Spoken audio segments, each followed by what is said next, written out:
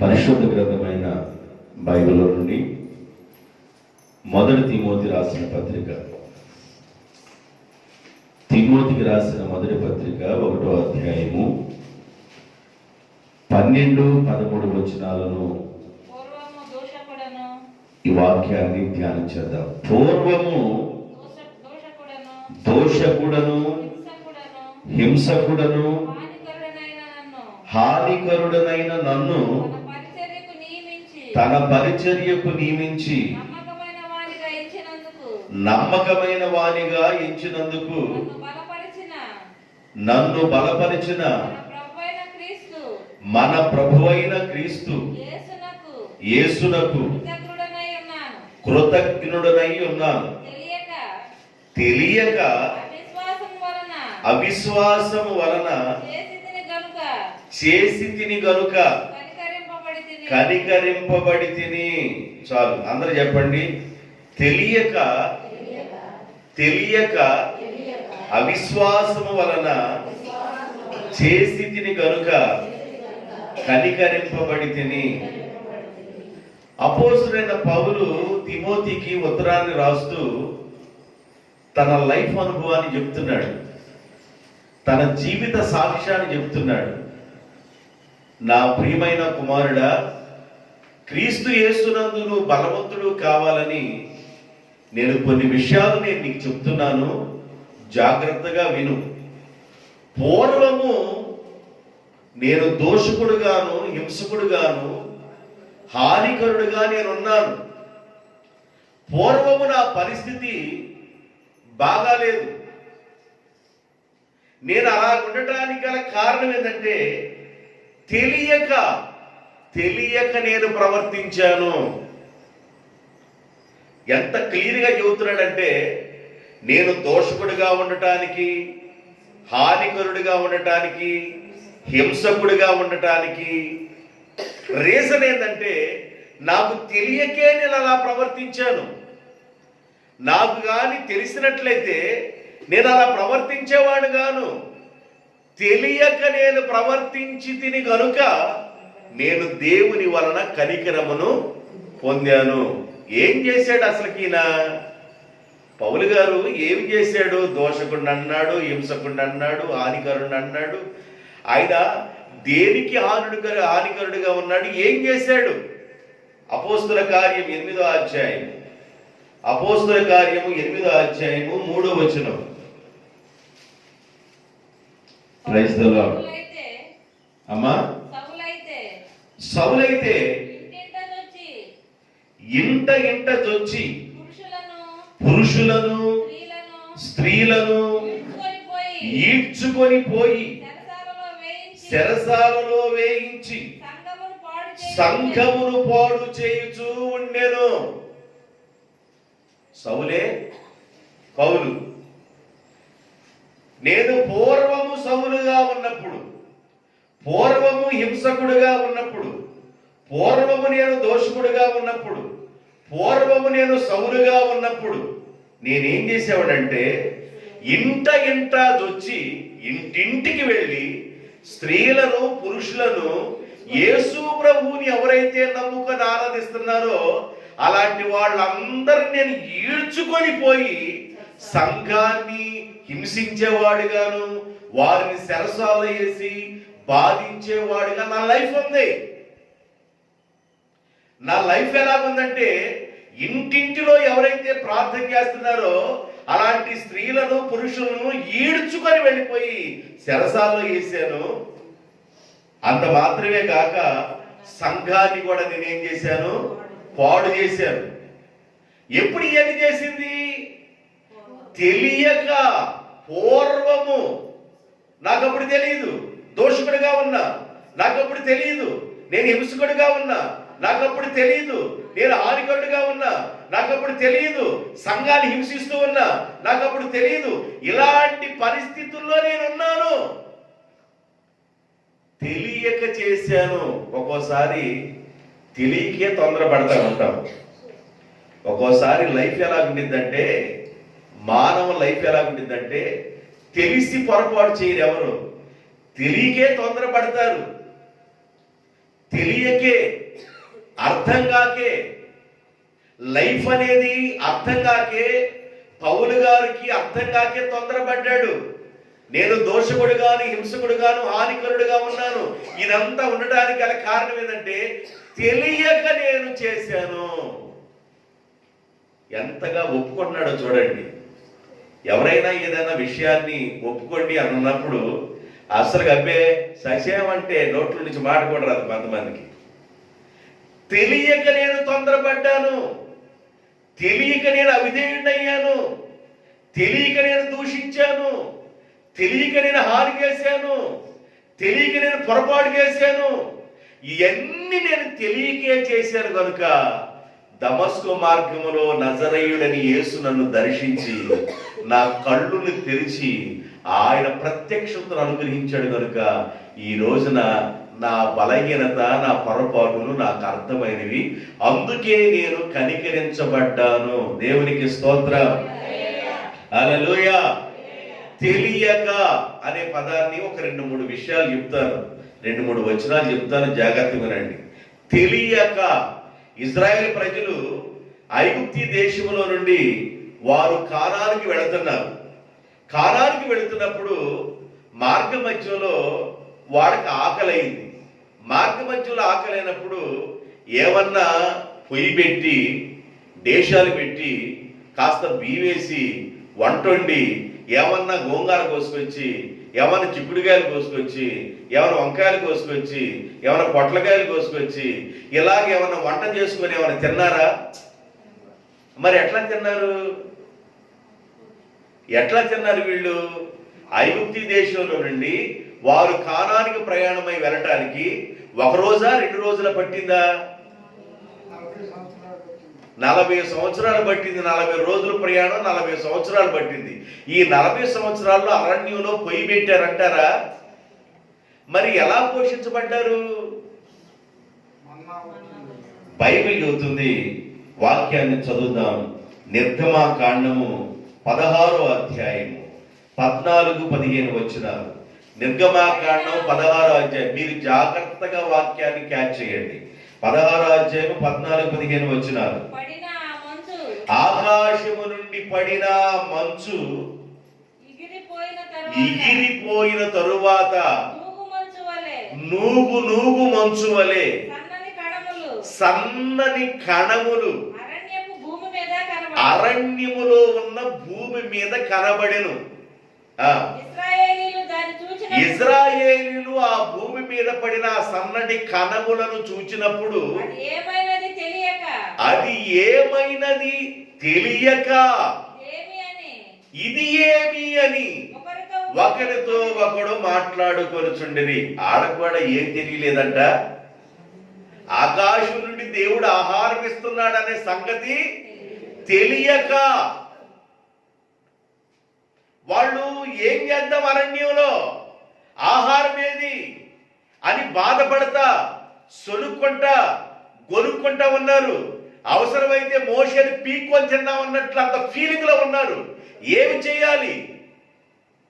మోషే ఐగుప్తు దేశంలో ఉన్నప్పుడు కీరకాయలు, బీరకాయలు, దొండకాయలు, దోసకాయలు, కొండలో వండిన ఆహారం తిన్నామే.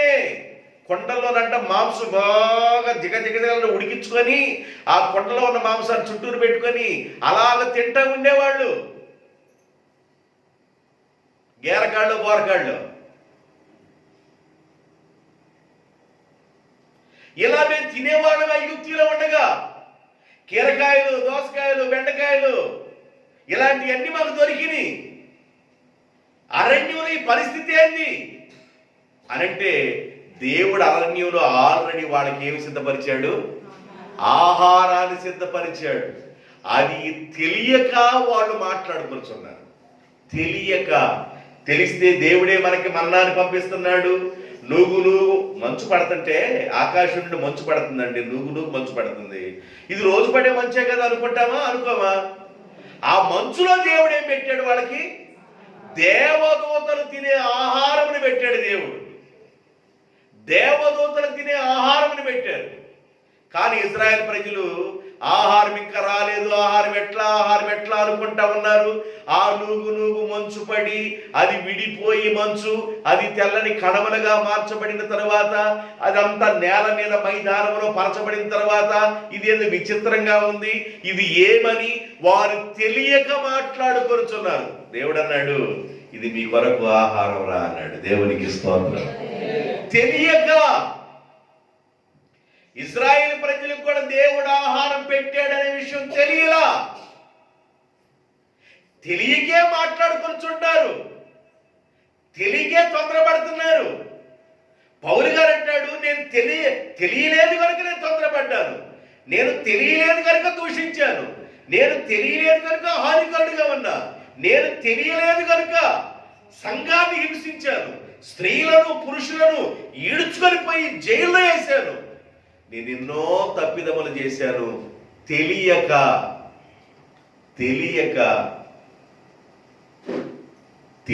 చేసిన పొరపాటులను ప్రభు క్షమిస్తాడు. దేవునికి స్తోత్రం. తెలియలా, నీకు తెలియలేదు కనుక తెలిసి తెలియక చేసిన చిన్న పొరపాటులను దయామయుడు ద్వారా అపోస్తలుడైన పౌలు కనికరం పొందాడు.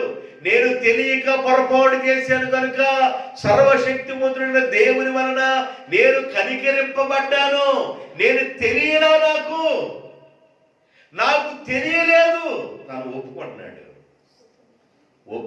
కనుక దేవుని కనికరం పౌలు గారి మీదకి వచ్చింది. దేవునికి స్తోత్రం. హల్లెలూయా. తాను మార్పు చెందక మునుపు పౌలు గారు ఎలా ఉన్నాడని ఎవరన్నా మిమ్మల్ని అడిగితే ఏం చెప్తారు?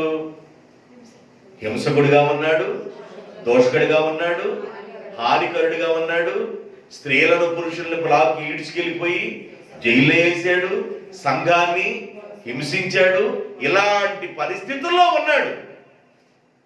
తెలిసిన తర్వాత ఏం జరిగింది అది చెప్తే వాక్యం అయిపోయినట్టే. దేవునికి స్తోత్రం. తెలియక చేసిన పొరపాట్లు కొన్ని ఉంటాయి. తెలియక పొరపాట్లు చేస్తే క్షమించబడతాం దేవుని బిడ్డలారా. తెలిసి పొరపాట్లు మనము చేయకూడదు. తెలిసి పొరపాట్లు మనం చేయకూడదు.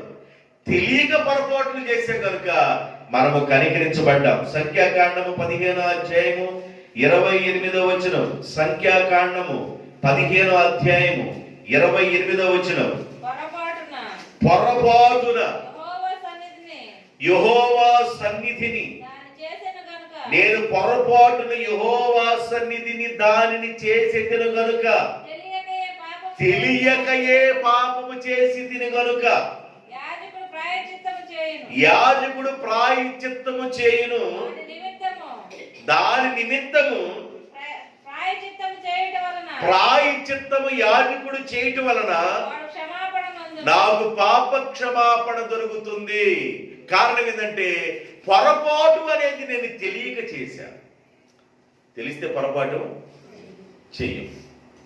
పొరపాటును మాట్లాడానండి, తెలిస్తే మాట్లాడం. తెలియకే పొరపాటు మాట్లాడానండి, తెలియకే నేను తొందరపడ్డానండి, తెలియకే మాట్లాడాను. ఒక్కొక్కడు మాట్లాడిన తర్వాత పశ్చాత్తాపడతారు.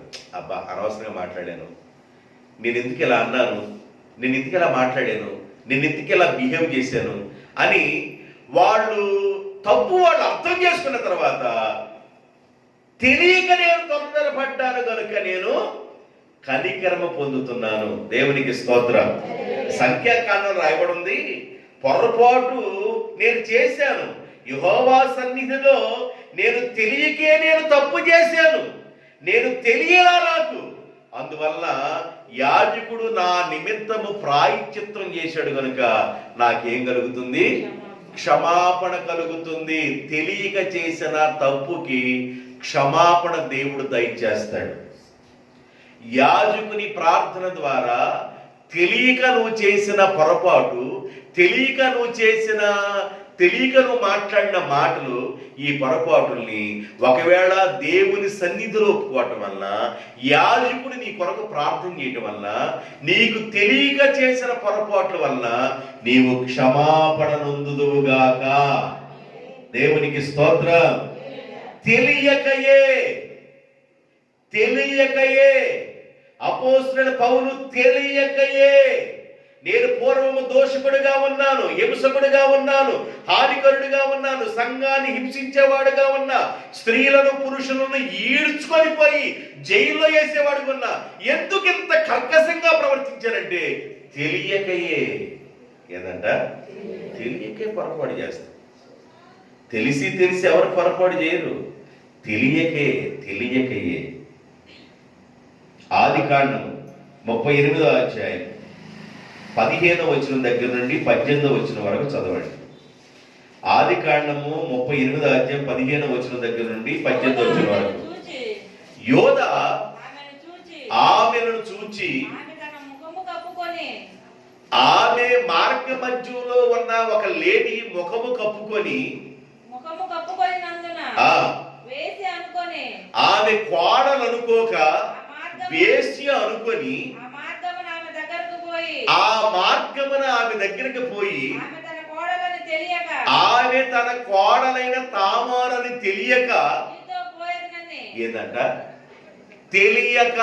జాగ్రత్తగా మీరు వాక్యాన్ని ఏం క్యాచ్ చేస్తున్నారు, ఏ ప్లాట్ఫామ్ వెళ్ళినా ఇదే విషయం చెబుతారు.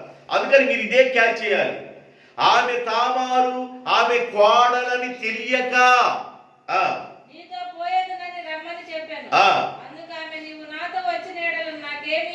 నాకు ఏమి ఇస్తావు అని అడిగారు తామారు.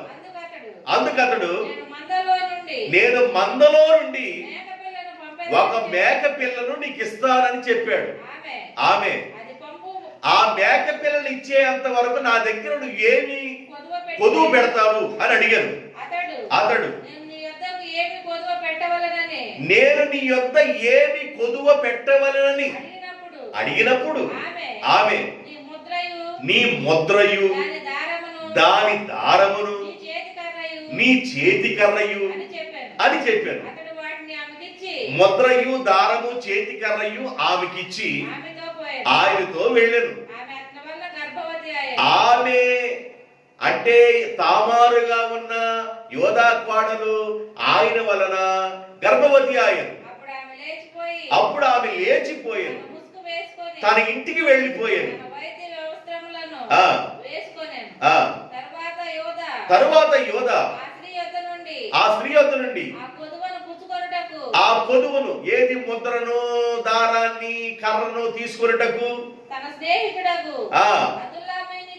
అదుల్లాము చేత మేక పిల్లను పంపించాడు. పలానా చోట పలానా ఉందరా మేక పిల్లలు ఇచ్చేసి నా ముద్ర ఉంది, తాడుంది, నా చేతి కర్ర కూడా ఉంది, అవి పట్టుకొని రారా అని తన స్నేహితుడిని పంపించాను. ఆమె అతనికి కనబడలేదు. కాబట్టి అతడు మార్గమందు వేసే ఈ మార్గంలో ఉన్నానని ఎంక్వైరీ చేయగా అసలు ఈ మార్గంలో అలాంటి శాంతిలేవి లేవు నాయన అని చెప్పాను. కాబట్టి అతడు నాకు కనబడలేదు అని యోధా స్నేహితుడు చెప్పాను. యోధా మనుషులు అపహాస్యము చేసిదరేమో. ఆమె ఆ వస్తువులను ఉంచుకొని ఇదిగో నేను నీకు మేక పిల్లను పంపించితిని, ఆమె నీకు కనబడలేదు అని. రమారవి 3 నెలలైన తరువాత కోడలకు తామారు జారత్వము చేసినని ఊర్లో వాళ్ళందరూ అంటే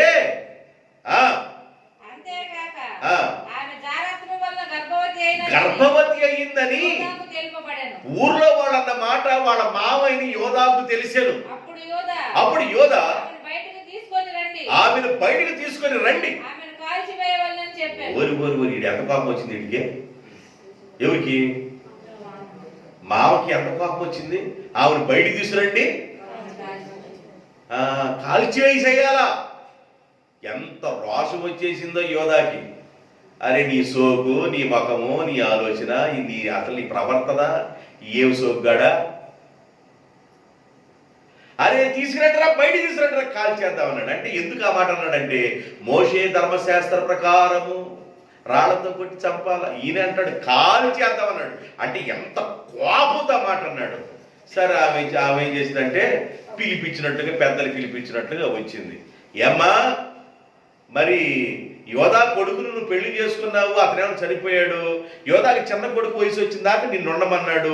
ఆయన వయసు రాకముందే నువ్వు నీళ్లు పోసుకున్నావని యోధా అంటున్నాడు. ఇప్పుడు 3వ నెల, మరి ఏంటి పరిస్థితి అని గందరగోళంగా ఉందని అడిగితే, సరే మీరు అడగటంలో తప్పు లేదండి, మా మామగారు కూడా కోపడటంలో తప్పు లేదండి, ఇదిగో ఈ ముద్ర, ఈ దారము, ఈ చేతికర్ర ఎవరిదో వాళ్ళ వల్ల నేను నీళ్లు పోసుకున్నానని ఇచ్చింది. తలకాయ తీసుకెళ్ళి సంకలో పెట్టుకున్నాడు. తలకాయ తీసుకెళ్ళి ఏడ పెట్టుకున్నాడు? తలకాయ తీసుకెళ్ళి సంకలో పెట్టుకున్నాడు. నేను ఇంకోసాట అనకుండా తలకాయ తీసుకెళ్ళి సంకలో పెట్టుకున్నాడు. అప్పుడు అంటాడు, అమ్మా, అట్లా చూడు, అంతకుముందు కాల్ చేద్దాం అన్నాడు. ఏమన్నాడు? అమ్మా, నువ్వు నాకంటే నీతిమంతురాలవు, నేను తెలియకయే పొరపాటు చేసి తిని. తెలిస్తే పొరపాటు చేసేవాడు కాదు. తెలియక పొరపాట్లు జరుగుతాయి దేవుని బిడ్డలారా. తెలియక పొరపాటు జరిగినప్పుడు ఆ వ్యక్తులు ఎప్పుడైతే సరి చేసుకుంటారో మానవ జీవితానికి సార్థకం ఉంటుంది. భూమి మీద వాళ్ళు గొప్ప వాళ్ళు అవుతారు. దేవునికి స్తోత్రం, హల్లెలూయా. తెలియలా, ఆమె నా కోడలని తెలియలేదు కనుక నేను తొందరపడ్డాను. అందువల్ల నేను తెలియలా. మాకు సర్వశక్తిమంతుడైన దేవుడు ఆహారం పెట్టాడనే విషయం మాకు తెలియలా.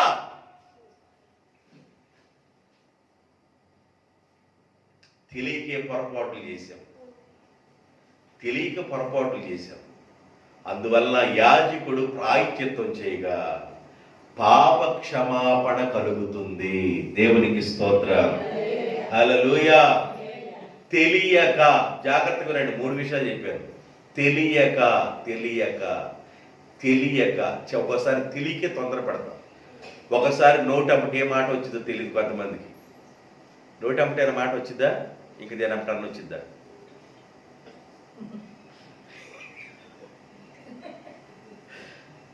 నోటంపటే మాట వచ్చిద్దా? కొంతమందికి నోటంపటే మాట వచ్చిద్దిగా. ఏ మాట మాట్లాడితే ఎదుటి వాళ్ళు హృదయాలు సమాధానం పొందుతాయో ఆ మాట మాట్లాడాలి. ఏ మాట మాట్లాడితే ఎదుటివారి హృదయాల్లో ప్రేమ కలుగుతుందో ఆ మాట మాట్లాడాలి.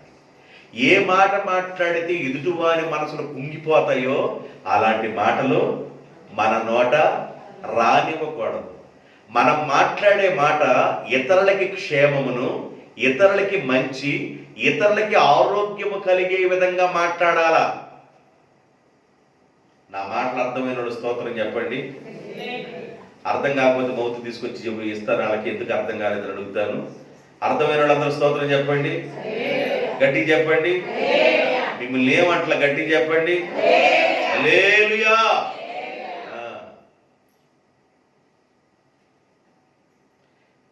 మనం మాట్లాడే మాట ఎదుటివారి మనసు కుంగిపోయేటట్లుగా ఉంటుందా?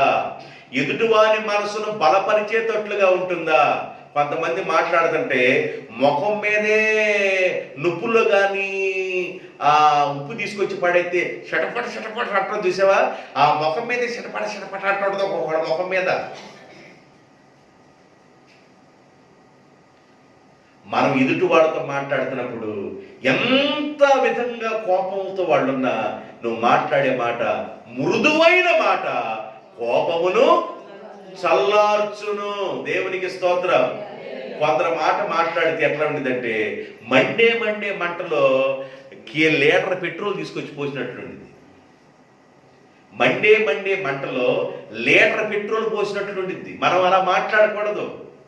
మన మాట ఇతరులకి క్షేమాన్ని కలుగు చేయాలి, ఇతరుల్ని బలపరచాలి, ఇతరుల్ని స్థిరపరచాలి, ఇతరుల్ని నిలబెట్టేటట్లుగా మన మాట అలాగా ఉండాలి. తెలియక కొన్నిసార్లు మాట్లాడతాం. తెలియక మాట్లాడిన మాట అనర్థాలు తీసుకొస్తాయి. ఏం తీసుకొస్తాయి?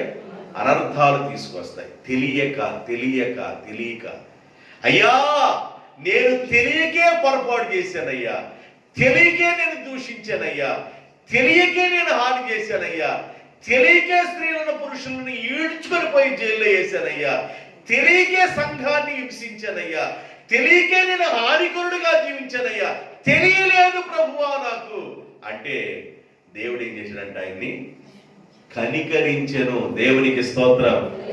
కనికరించెను. ఏం చేశాడంట దేవుడు? కనికరించెను. తెలియక తెలియక. ఆదికాండము 28వ అధ్యాయము 16వ వచనం. ఆదికాండము 28వ అధ్యాయము 16వ వచనం. యాకోబు నిద్ర తెలిసి అంటే నిద్రలో నుండి లేచి నిశ్చయముగా యెహోవా ఈ స్థలమందు ఉన్నాడన్న సంగతి నాకు తెలియకపోయేదే. లూజు ప్రాంతానికి వెళ్ళి ఒక రాయిని తీసుకొని తలగడగా పెట్టుకొని పడుకున్నాడు, నిద్రపోయాడు. ఆ ప్లేసుని దేవుడు కోరుకున్నట్లుగా యాకోబుకి తెలియకపోయినే. ఆయన నిద్ర లేచి మెళుకు వచ్చిన తర్వాత నిశ్చయముగా దేవుడు ఇక్కడ ఉన్నాడన్న సంగతి నాకు తెలియకపోయినే. దేవుడు ఒక్కోసారి నీ మధ్య పనిచేస్తూ ఉంటాడు. నీ మధ్య నీ సహోదరుల మధ్య దేవుడు పనిచేస్తుంటాడు. ఎక్కడ ఇద్దరు ముగ్గురు కూడున్నారో వాళ్ళ మధ్య దేవుడు పనిచేస్తాడు. ఇద్దరు ముగ్గురు కలిసి ప్రార్థన చేస్తున్నప్పుడు దేవుడు వాళ్ళ మధ్య పనిచేస్తాడు. ఇద్దరు ముగ్గురు కలిసి మాట్లాడుకున్నప్పుడు ఏమి మాట్లాడుకుంటున్నామో దేవుడు వింటాడు.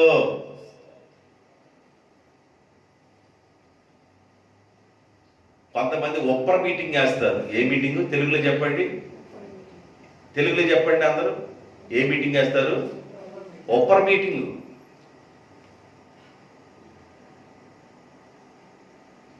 సొల్లు మాటలన్నీ మాట్లాడుకుంటారు. చివరిలోకి వచ్చేసరికి ఏమన్నా మొత్త అన్నం తిన్నంత కడుపు నిండిందంటే లేదు లేదు, గ్యాస్ ఫామ్ అయిపోయి కడుపు ఉబ్బింది తప్ప అంతకంటే ఏం లేదు. ఒప్పర మీటింగ్. యాకోబు అంటాడు, దేవుడు ఇక్కడ ఉన్న సంగతి నాకు తెలియకపోయినే. నువ్వు వేసుకునే మీటింగ్లో దేవుడు అంటున్నాడా లేకపోతే ఒప్పర మీటింగా? నీ భార్య నువ్వు మాట్లాడుకుంటున్నప్పుడు, లేకపోతే నీవు నీ పిల్లలు మాట్లాడుకుంటున్నప్పుడు, నీవు నీ సహోదరి మాట్లాడుకుంటున్నప్పుడు, నీవు నీ స్నేహితుడు మాట్లాడుకుంటున్నప్పుడు మీ మధ్య సంభాషణ ఉప్పు వేసినట్లుగానే ఉన్నదా? ఒక్కసారి ఆలోచన చేయండి. యాకోబు అంటాడు, నిశ్చయముగా దేవుడు ఇక్కడ ఉన్న సంగతి నాకు తెలియలా అని తుల్లిపడి లేచి మోకరించి ప్రార్థన చేసుకున్నాడు. ప్రభువా, నువ్వు ఇక్కడ ఉన్న సంగతి నాకు తెలియలేదయ్యా. అయితే నీ సన్నిధిలో నేను ప్రార్థన చేస్తున్నానయ్యా. ఏ రోజు నా తల్లిని విడిచిన వ్యక్తిని కాదయ్యా, ఏ రోజు నా కుటుంబాన్ని విడిచిన వ్యక్తిని కాదయ్యా. అయ్యా, నీ సన్నిధానంలో నేను ఉన్నానయ్యా. నేను బయలుదేరి మా మేనమామ గారి ఇంటికి వెళ్ళిపోతున్నానయ్యా. నేను బయలుదేరి ప్రయాణమై వెళుతున్నాను నాయన. నా ప్రయాణంలో మీరు తోడుగా ఉండి తినటానికి ఆహారము, కట్టుకోవటానికి వస్త్రాలు, మార్గ మధ్యలో ఏ సింహాల వల్ల కానీ మార్గ మధ్యలో దేని వలన కానీ నాకు కీడు జరగకుండా నన్ను క్షేమముగా నడిపిస్తే నన్ను ఆశీర్వదించిన దానిలో నుండి నీకు 10వ భాగం ఇస్తానయ్యని దేవుని సన్నిధానంలో తెలియకే పొరపాటుగా అక్కడ ఉన్న పరిస్థితుల్లో దేవుని సన్నిధానంలో మొక్కుకొని ప్రార్థన చేసుకుంటే దేవుడు అన్నాడు, సబాష్, నేను కూడా వస్తున్న పద అన్నాడు. నేను కూడా వస్తున్న పద అన్న సంగతి ఎవరు తెలిసింది? లాబాన్ అనేవాడు శకునాలు చూసేవాడు తెలుసుకున్నాడు.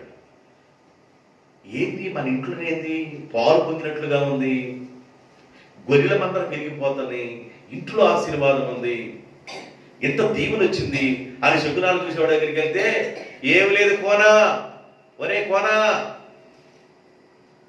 కోనా, ఇదేం లేదు, కోనా, ఒరే లాబానా, ఏమి లేదు బిడ్డ, నీ ఇంటికి వచ్చిన కుమారుడు ఒక అతను వచ్చాడు, ఆయన వచ్చిన వేళ విశేషం, నీ ఇంట్లో పాలు పొంగినట్లుగా పొంగుతుందరా, కలిసి వచ్చిందిరా కోనా అని చెప్పింది.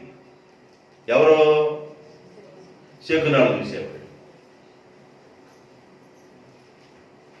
తెలియక తెలియక తెలియక ఒక్కోసారి ప్రార్థన కూర్చొని ఏం మాట్లాడతారో తెలియదు.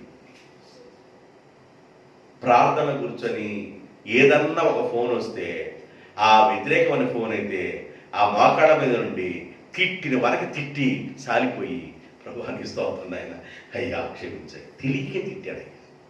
తెలియక తిట్టావో తెలిసి తిట్టావా?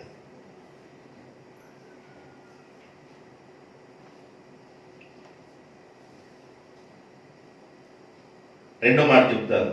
తెలియక నేను పొరపాటు చేశాను కనుక, అవిశ్వాసము వలన చేసిన కనుక నేను కనికరించబడి తిని. మొదటి తిమోతి రాసిన పత్రిక 1వ అధ్యాయం 16వ వచనం. మొదటి తిమోతి రాసిన పత్రిక 1వ అధ్యాయం 16వ వచనం. రెండో మాట, అయినను నిత్య జీవము నిమిత్తము తనను విశ్వసింపబోయే మనుషులకు నేను మాదిరిగా ఉండులాగున యేసుక్రీస్తు తన పూర్ణమైన దీర్ఘశాంతమును ఆ ప్రధాన పాపిగా ఉన్న నాయందు కనుపరుచునట్లు నేను కనికరింపబడి తిని. రాబోయే జనరేషన్కి నేను మాదిరిగా ఉండునట్లు నేను దేవుని చేత కనికరింపబడి తిని. ప్రధాన పాపిగా ఉన్న నేను దేవుని చేత కనికరము పొందాను. ఇంతకుముందు తెలియకనే పదాన్ని చెప్పాను. ఇప్పుడు రెండో పదం చెప్తున్నాను. నేను కనికరించబడ్డాను. ప్రధాన పాపిగా ఉన్న నేను కనికరించబడ్డాను. రాబోయే తరం వారికి నేను మాదిరిగా ఉండినట్లుగా దయామయుడైన దేవుడు ప్రధాన పాపిగా ఉన్న నన్ను కనికరించాడు. ఎందుకు నన్ను కనికరించాడంటే నేను తెలియక విశ్వాసం వలన పని చేశాను కాబట్టి, నేను తెలియక పొరపాటు చేశాను కనుక దయామయుడైన దేవుడు నన్ను కనికరించాడు. ప్రధాన పాపిగా ఉన్న నన్ను ఆయన కనికరించాడు.